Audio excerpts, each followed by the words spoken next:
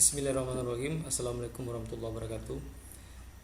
Pada kesempatan pagi hari ini kita akan membahas tentang proyeksi gambar, di mana pada pertemuan sebelumnya adalah kita sudah membahas tentang proyeksi pictorial. Nah, untuk pagi hari ini kita akan membahas proyeksi ortografik atau ortogonal, di mana proyeksi ortografik ini adalah memproyeksikan benda kerja dari beberapa pandangan atau dalam bentuk gambar dua dimensi. Nah, pandangan ini bisa dilihat dari depan, dari belakang, dari atas, dari bawah, kiri, dan kanan. Jadi proyeksi ortografik ini pada intinya adalah penggambaran atau memproyeksikan benda kerja ke kertas gambar dalam bentuk dua dimensi.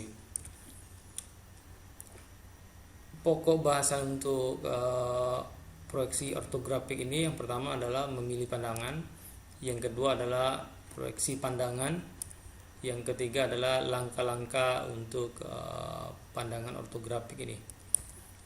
Terus ada dimensi dasar. Yang pertama adalah memilih pandangan. Dalam melakukan penggambaran proyeksi ortografik ini, kita harus memilih pandangan yang penting atau pandangan utama pada sebuah benda yang akan kita gambar. Langkahnya adalah arahkan objek atau benda kerja ke posisi terbaik relatif terhadap kotak kaca. Terus yang kedua adalah pilih pandangan depan. Yang ketiga adalah pilih pandangan yang berdekatan, yaitu setelah kita memilih pandangan depan, kita pilih pandangan samping ataupun pandangan atas, atau disebut juga dengan tiga pandangan utama. Nah, langkah pertama adalah orientasikan objek atau benda kerja yang akan kita gambar, di mana langkah-langkahnya adalah objek harus ditempatkan pada posisi aslinya. Artinya benda kerja itu ditempatkan pada posisi yang paling bagus atau yang paling bisa dilihat. Yang kedua adalah objek harus menyajikan fitur-fitur dalam ukuran dan bentuk aktual dalam tampilan ortografik. Jadi objek atau benda kerja yang akan kita gambar itu kita harus tahu ukuran, terus kontur dan permukaan yang akan kita gambar. Seperti ini, misalkan ini tadi yang pertama kita letakkan seperti di dalam kotak kaca. Ini benda kerja, ya, benda kerja ini mau kita gambar. Nah, kita lihat kalau kita lihat di sini, kita pilih adalah pandangan yang banyak memberikan informasi, yaitu pandangan depan. Jadi dari tiga pandangan ini, kita lihat dari sini, kita lihat dari sisi ini, kita lihat dari atas, dan pandangan yang banyak menyampaikan informasi adalah pandangan dari sini, pandangan depan ini. Nah, sedangkan seperti ini nanti bakal sangat sulit untuk kita memproyeksikan ke kertas gambar. Jadi dari dua pilihan ini, maka ini adalah pandangan yang bagus untuk dijadikan gambar proyeksi. Ya, terus pandangan depan itu adalah pandangan yang banyak menyampaikan informasi. Seperti ini.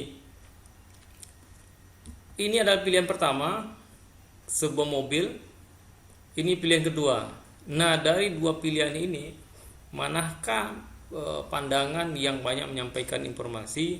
Maka pilihannya adalah di pilihan kedua ini. Jadi sebuah mobil dilihat pandangan depannya adalah dari sisi sampingnya.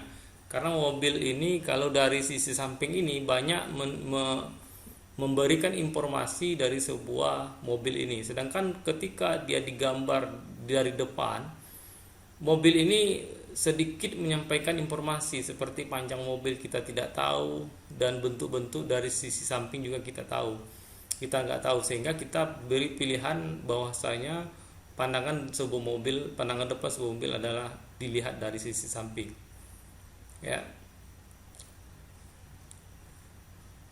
Nah, ini dia.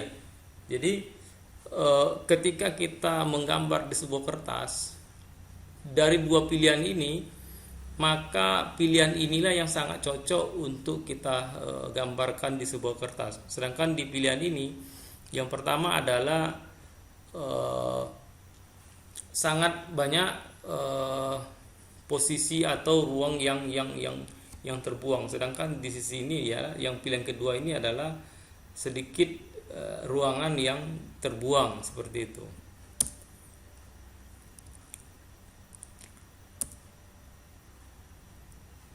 Jadi yang sangat bagus dari dua pilihan ini adalah pilihan keduanya. Jadi ketika nanti kita menggambar sebuah mobil, pandangan depannya adalah yang seperti ini, terus ini pandangan atasnya, dan inilah pandangan sampingnya. Terus ketika kita gambar sebuah objek, yang pertama, pandangan depan tadi adalah pandangan yang banyak menyampaikan informasi dari sebuah benda. Seperti ini, ya. Jadi pandangan yang banyak adalah pandangan dari sini. Bukan dari sini dan bukan dari sini. Jadi adalah dari sini. Maka gambar atau proyeksi pandangan dari sini inilah disebut dengan pandangan depan. Sedangkan ketika kita pandang dari sini, apa yang banyak menyampaikan, yaitu kalau kita lihat dari sini dia akan banyak menyampaikan informasi, sedangkan yang dari sini masih kurang karena garis putus-putus ini atau garis tidak nampak ini tidak terlihat. Maka kita perlu menentukan pandangan depan adalah dari sisi ini. Terus kuda. Jadi kuda juga begitu, pandangan depannya adalah pandangan yang kita lihat dari sisi kirinya kuda atau dari sampingnya kuda. Jadi pandangan yang seperti ini adalah pandangan yang benar. Sementara ketika kita gambar dalam bentuk dari depannya, ini sangat sulit menjelaskan atau sedikit menyampaikan informasi dari gambar kuda ini. Begitu juga dengan manusia. Manusia pandangan depannya adalah dilihat dari wajahnya. Terus pilih pandangan yang berdekatan. Artinya setelah kita melakukan pemilihan pandangan depan, maka kita pilih pandangan berikutnya adalah pandangan yang berdekatan. Pandangan yang berdekatan adalah pandangan yang berada di sisi kiri ataupun kanan, dan pandangan yang berada di atas ataupun depan ataupun bawah. Jadi seperti ini. Ya. Nah, misalkan seperti ini. Dua pandangan antara pandangan sisi kiri dengan sisi kanan dengan sisi kiri, maka pandangan yang bagus dilihat ataupun gampang kita cerna adalah pandangan sebelah kanannya. Ya. Kalau pandangan dari sebelah kirinya, itu garis yang di sini itu adalah garis yang terhalang. Jadi ketika nanti kita tulis garis putus-putus, maka ini lebih cenderung tidak bagus dibandingkan dari sisi sebelah kanannya, karena garis ini tetap garis sejati atau garis nyata. Begitu juga dengan posisi atas, ya.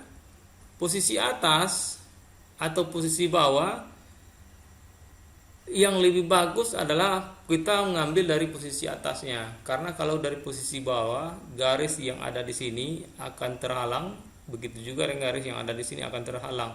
Maka ketika kita lihat dari atas, maka benda ini akan sedikit memberikan penafsiran yang lebih jelas dari pandangan yang dari bawah, sehingga kita cukup menggambar tiga pandangan ini saja. Pandangan depan, pandangan dari samping, yaitu kita ambil adalah pandangan samping kanan, dan pandangan atas yang kita ambil. Jadi pandangan bawah ini kita buang,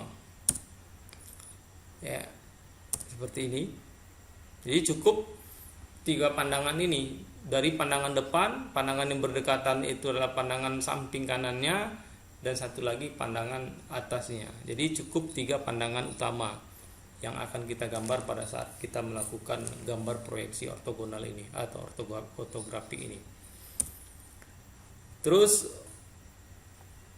pandangan seperti ini, misalkan sebuah benda kerja seperti ini, ya, ini adalah sama. Jadi dua pilihan, yang pertama seperti ini, yang kedua adalah seperti ini. Ketika kita pilih, maka yang kita pilih adalah bagian seperti yang bagian bawah ini. Kenapa seperti itu? Yang pertama adalah area gambar itu cukup untuk memasukkan atau cukup untuk menggambarkan gambar 3 dimensi ini menjadi gambar proyeksi 2 dimensi ini. Kalau seperti ini, karena posisinya adalah portrait, maka ini sangat tidak cukup area untuk menggambarkan pada kertas gambar ini, sehingga kita menentukan pilihannya adalah di bagian bawah ini. Terus ada kalanya sebuah benda itu cukup digambar satu pandangan saja. Seperti yang pertama ini adalah ketika kita menggambar plat tipis seperti ini, maka kita cukup menggambar satu pandangan saja. Jadi tidak usah kita menggambar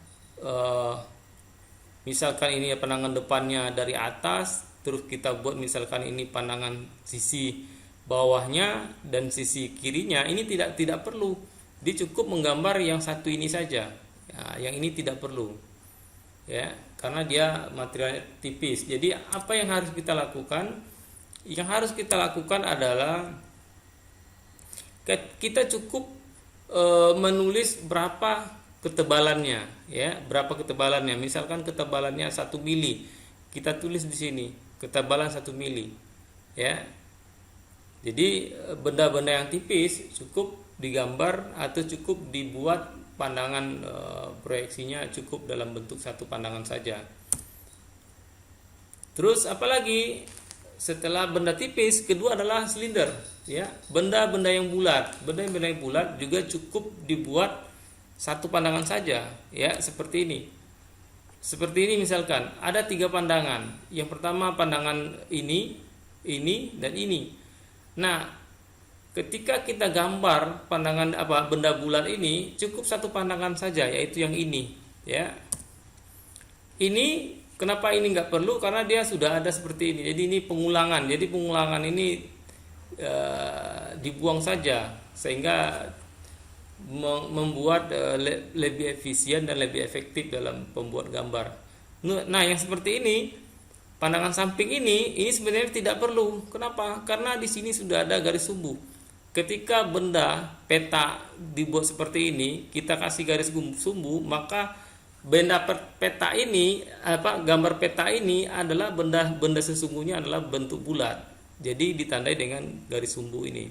Berapa ketebalan garis sumbu? Ini adalah 0,5. Ini yang garis gambar ini atau garis sejati adalah 0,5. Yang ini 0,3.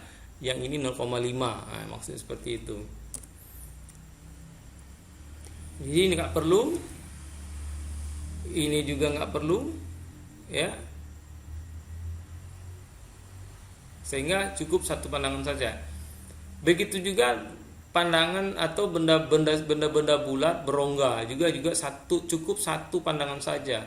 Jadi yang ini adalah garis sumbu, yang ini adalah garis terhalang. Jadi garis terhalang ini bisa dibuat dengan ukuran 0,5 dan bisa dibuat dengan ukuran 0,3, ya.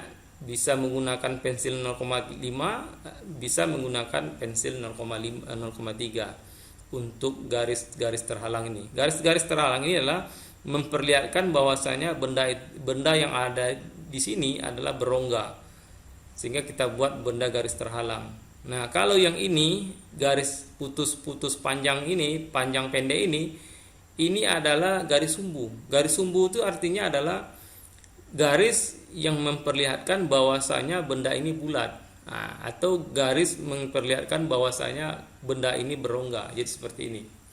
Ya, jadi cukup satu pandangan saja ketika kita menggambar dalam kertas gambar. Untuk 2 pandangan. Nah, seperti benda ini atau seperti kopling ini ya, atau plates ini, maka kita butuh dua pandangan, harus dua pandangan menggambarnya. Yang pertama adalah pandangan seperti ini bulat, yang kedua adalah pandangan ini. Nah, sebenarnya ketika kita pandang dari samping dan dari atas itu sama. Jadi tadi tidak boleh pengulangan, maka kita harus membuang salah satu. Yang mana harus kita buang, yaitu bagian atas ini. Jadi cukup kita menggambar bagian yang bulat ini dan bagian yang samping ini. Ya, ini pengulangan, jadi nggak perlu lagi.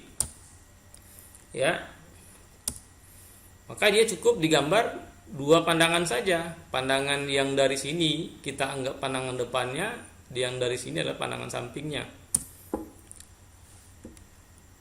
Nah, benda berikutnya adalah seperti ini, ya. Ini pandangan depannya, ini ada pandangan atas dan ada pandangan samping. Nah, seperti ini kita juga cukup membuat dua pandangan saja. Yang mana kita pilih, yaitu yang pandangan ini, depan ini, dan pandangan atas. Jadi pandangan samping ini nggak perlu, cukup dua ini saja, ya. Karena kenapa cukup dua ini saja? Karena pandangan depan dan pandangan atas sudah cukup memberikan informasi dari sebuah benda ini. Jadi dia cukup kita gambar dua pandangan saja, pandangan depan dan pandangan atas. Yang ketiga adalah gambar seperti ini, gambar tiga dimensi seperti ini. Ini juga cukup digambar dua pandangan saja, ya. Dari mana? Yang pertama itu adalah pandangan dari sini, ya. Yang kedua itu adalah pandangan dari mana? Pandangan dari atas saja. Jadi pandangan samping ini tidak perlu, karena dari dua pandangan ini kita sudah bisa mengartikan bahwasanya bendanya seperti ini, ya. Terus kita masuk ke proyeksi ortogonal. Tadi kita pertama kita memilih pandangan, ya. Adanya yang namanya pandangan utama, ya. Pandangan utama itu yang pertama adalah pandangan depan. Pandangan depan adalah pandangan yang banyak memberikan informasi dari sebuah benda. Jadi walaupun dia dilihat dari sisi kirinya, tapi dia sangat banyak menyampaikan informasi dari sisi depannya, maka sisi kiri itu adalah disebut dengan pandangan depan, karena dia banyak menyampaikan informasi. Yang kedua, pilih pandangan yang berdampingan atau yang berdekatan.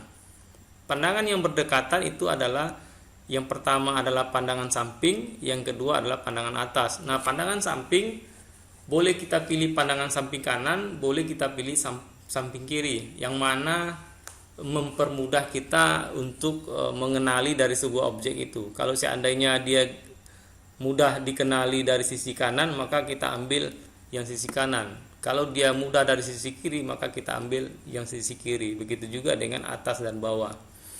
Nah, selanjutnya kita masuk ke proyeksi ortogonal. Tadi proyeksi ada dua secara umum. Yang pertama adalah proyeksi vektorial, yang kedua adalah proyeksi ortogonal. Di mana proyeksi vektorial adalah proyeksi menggambarkan suatu benda ke kertas gambar dalam bentuk tiga dimensi, sedangkan proyeksi ortogonal adalah, atau ortografi adalah proyeksi menggambarkan sebuah benda dalam bentuk ke kertas gambar dalam bentuk dua dimensi. Dalam bentuk dua dimensi disebut dengan pandangan, ada pandangan depan, ada pandangan samping, ada pandangan atas. Nah, proyeksi ortogonal ini terbagi atas dua juga, ya. Yang pertama namanya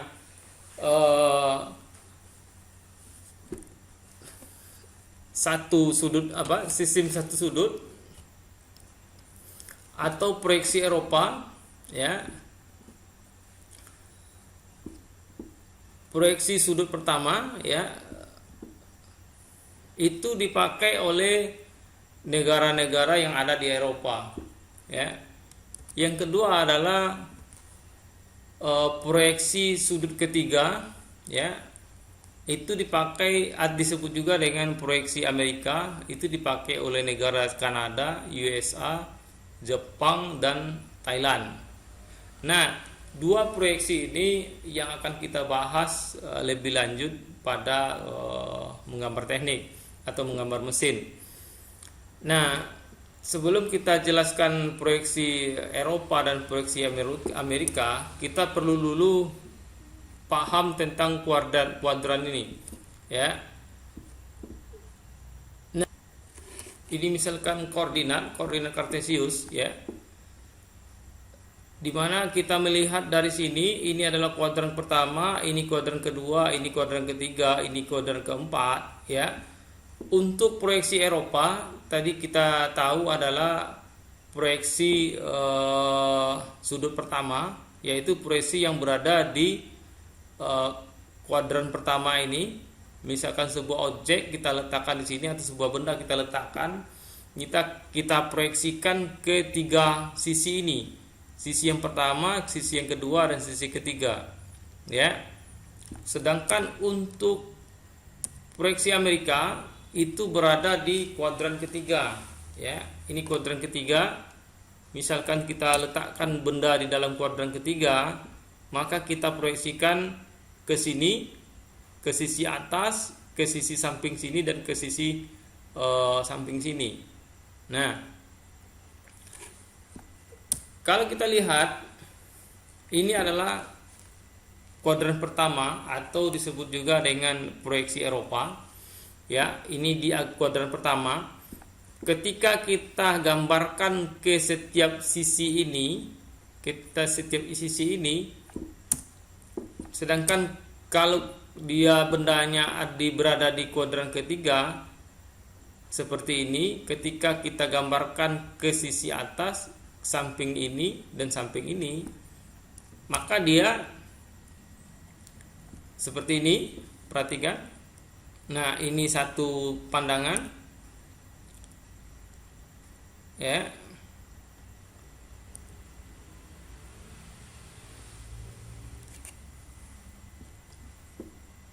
Terus kalau kita lihat proyeksi Amerika atau proyeksi sudut ketiga, ini dia. Ini dari samping proyeksi Eropa atau proyeksi sudut pertama, yaitu seperti ini. Sedangkan proyeksi Amerika seperti ini. Terus untuk posisi pandangan dari atas, proyeksi Eropa seperti ini. Sedangkan proyeksi Amerika atau proyeksi sudut ketiga seperti ini. Nah, setelah kita proyeksikan ke setiap bidang, kita buka bidang ini, atau ibaratnya sebuah kardus itu kita buka, ya. Ini kita buka garis ini juga kita buka, maka dia akan bentuk seperti ini, ya. Kita gunting, maka dia seperti ini, ya. Maka ini kita anggap ini adalah pandangan depan, ini adalah pandangan samping, dan ini adalah pandangan atas, walaupun posisinya berada di bawah, ya. Kalau proyeksi Amerika kita gunting ini, ya, maka gambarnya seperti ini. Kalau kita bandingkan proyeksi Amerika, proyeksi Eropa, pandangan atasnya itu berada di posisi bawah pandangan depan. Pandangan samping kiri, pandangan samping kanannya itu diletakkan adalah pada pandangan samping kirinya. Sedangkan untuk proyeksi Amerika atau proyeksi sudut ketiga, ini adalah pandangan depan. Nah, ketika kita pandangan atas, maka kita letakkan dia di atas pandangan depannya. Sedangkan pandangan samping kanan kita letakkan di samping kanannya.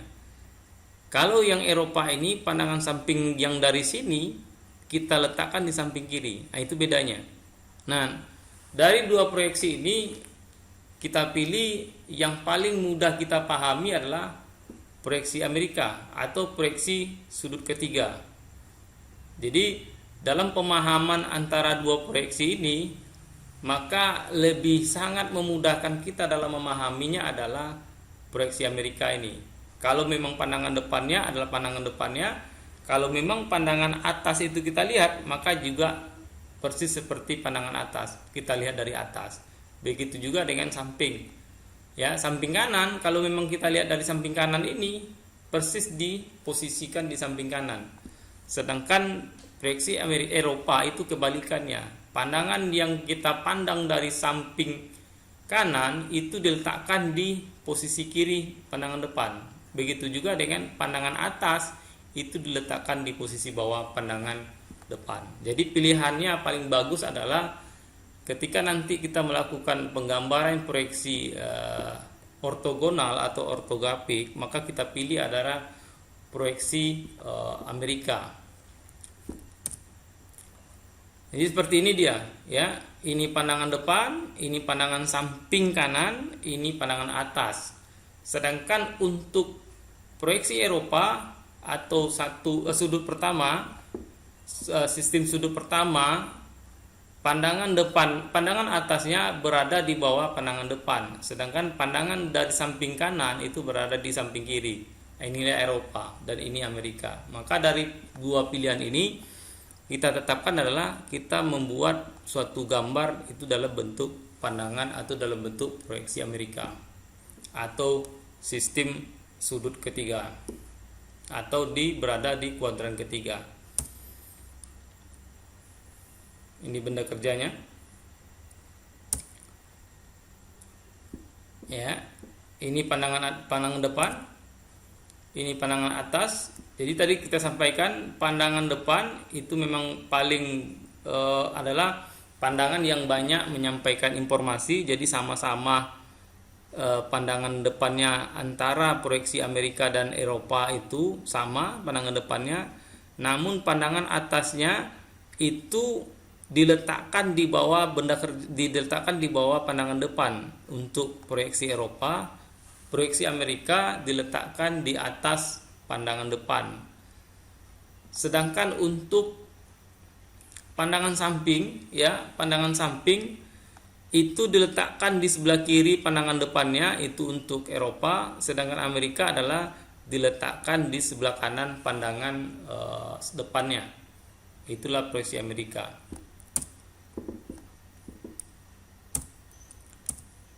Nah, kita berbicara masalah simbol, ya. Jadi di kepala gambar atau di tiket gambar itu ada simbol benda kerja yang akan kita buat, ya, yang akan kita buat. Misalkan kita buka slide yang kemarin.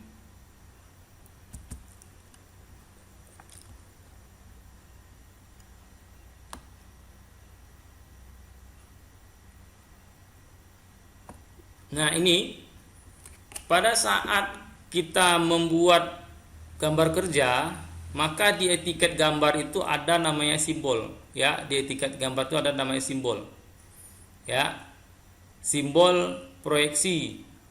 Maka ketika kita memilih sebuah proyeksi ortografik itu apakah proyeksi Amerika atau proyeksi Eropa, maka terlebih dahulu kita gambar di etiket gambar ini simbolnya.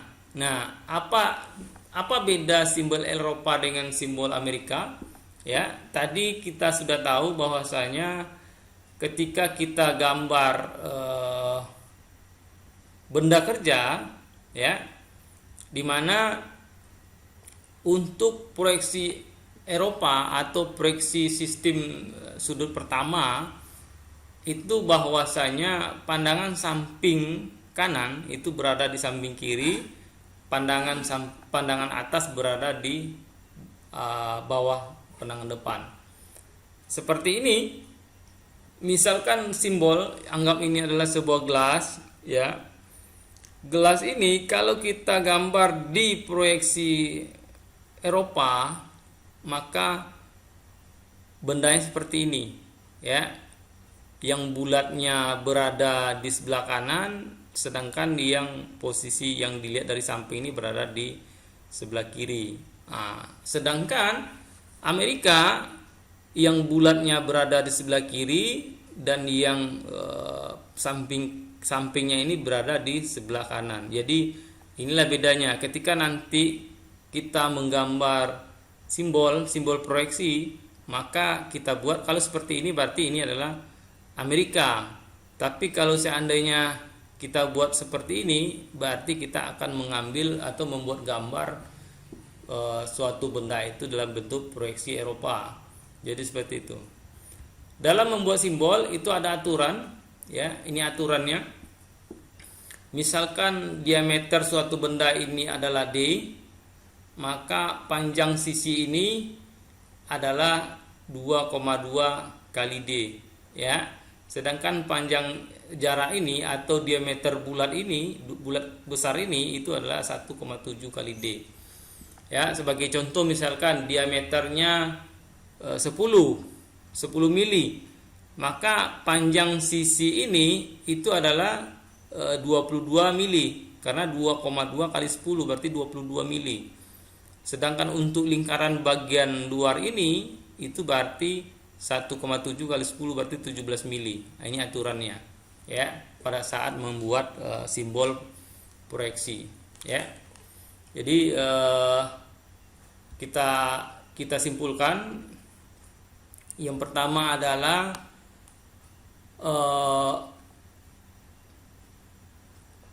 pada saat kita menggambar ortografik, yang perlu kita perhatikan adalah kita harus memilih pandangan, ya. Pandangan tadi apa saja, yaitu pandangan depan, pandangan samping, dan pandangan atas. Yang kedua, kita wajib membedakan proyeksi ortografi ini terbagi atas dua. Yang pertama adalah proyeksi Eropa. Yang kedua adalah proyeksi Amerika.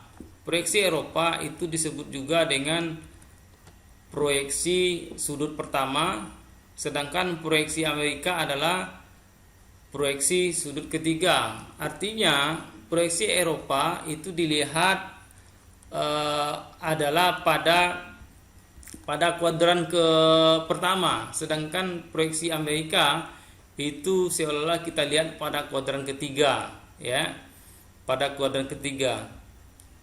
Jadi satu lagi kesimpulannya adalah proyeksi Eropa, pandangan atas berada di bawah pandangan depan. Sedangkan pandangan samping kanan itu berada di sebelah kiri pandangan samping depan, sebelah kiri pandangan depan. Sedangkan proyeksi Amerika, pandangan atasnya berada di atas pandangan depan, sedangkan pandangan samping kanannya berada di sebelah kanan pandangan depan. Yang ketiga adalah dari dua proyeksi ini kita akan mengambil atau kita akan banyak menggambar proyeksi dua dimensi atau proyeksi ortografik, yaitu kita mengambil ke proyeksi Amerika. Terus yang keempat adalah simbol. Pada saat kita membuat etiket gambar atau kepala gambar, maka terlebih dahulu kita menggambar simbol, ya. Simbol ini menentukan arah dari gambar yang kita torehkan di kertas gambar.